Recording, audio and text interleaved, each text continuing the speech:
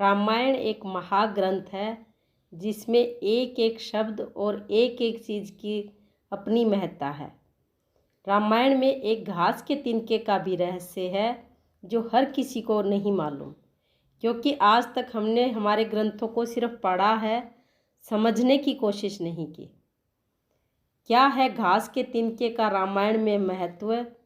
आइए चलिए जानते हैं इस प्रसंग के द्वारा। जय सिया राम। रावण ने जब माँ सीता जी का हरण किया और उन्हें लंका ले गया, तब लंका में सीता जी अशोक वाटिका में एक वट वृक्ष के नीचे बैठकर चिंतन करने लगी। रावण बार बार आकर माँ सीता जी को धमकाता था, लेकिन माँ सीता जी कुछ नहीं बोलती थी। यहाँ तक कि रावण ने श्री राम जी का वेश बदला और माँ सीता जी को भ्रमित करने की कोशिश भी की, लेकिन उसमें भी वह सफल नहीं हुआ। रावण थक हारकर जब अपने शयन कक्ष में आया तो रावण की पत्नी मंदोदरी ने उससे कहा कि आप तो राम का वेश धर कर गए थे, यानी कि राम का रूप बनाकर गए थे, फिर क्या हुआ? क्या कहा सीता ने? रावण बोला, जब मैं राम का रूप लेकर सीता के समक्ष गया तो मुझे सीता नज़र ही नहीं आई। मुझे सारी जगत की औरतें माँ बहन के रूप में ही नजर आई। रावण अपनी समस्त ताकत लगा चुका था, लेकिन जिस जगत जननी माँ को आज तक कोई नहीं समझ सका, उन्हें रावण भला कैसे समझ पाता।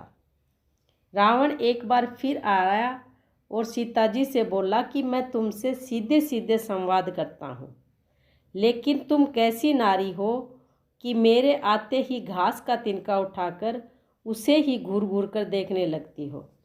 क्या घास का तिनका तुम्हें राम से भी ज़्यादा प्यारा है? रावण के इस प्रश्न को सुनकर सीता जी बिल्कुल चुप हो गई और उनकी आंखों से आंसुओं की धारा बह पड़ी। इसकी सबसे बड़ी वजह थी कि जब श्री राम जी का विवाह माँ सीता जी के साथ हुआ था, तब सीता जी का बड़े आदर सत्कार के साथ गृह प्रवेश हुआ।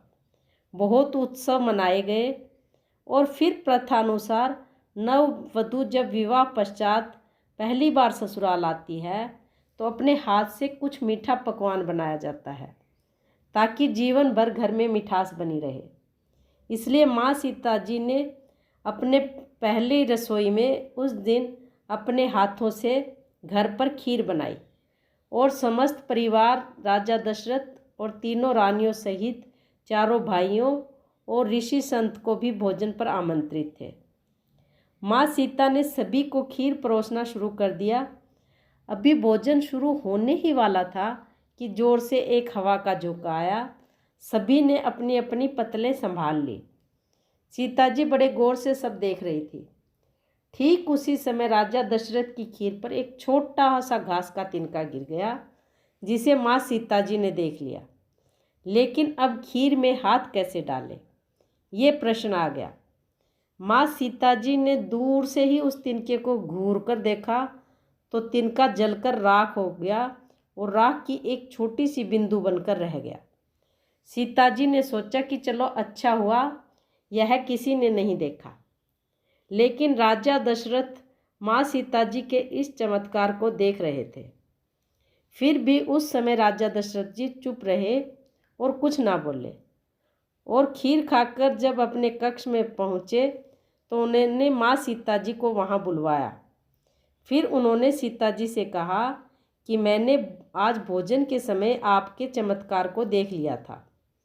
आप साक्षात जगत जननी स्वरूपा हैं, लेकिन एक बात आप मेरी ज़रूर याद रखना, आपने जिस नज़र से आज उस तिनके को देखा था, उस नज़र से आप अपने शत्रु को कभी मत देखना।